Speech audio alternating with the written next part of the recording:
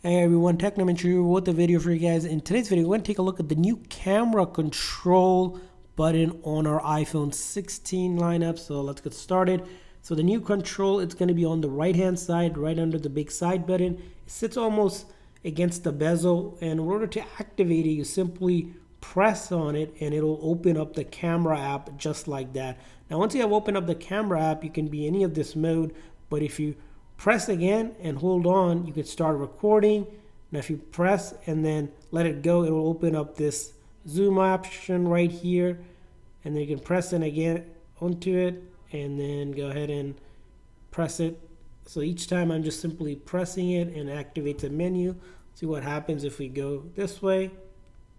Here it takes pictures. If I just simply click and let go just like that, and then I can zoom out while I'm sliding. So the key thing is to zoom out, you're going to be sliding back and forth, and if you press again and you press and hold, it will start recording. So again, pressing and holding will begin the recording session just like that,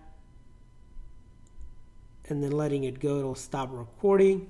So it's going to be away, and then same thing. Now if you go into portrait mode, it will be slightly different, as you'll see here.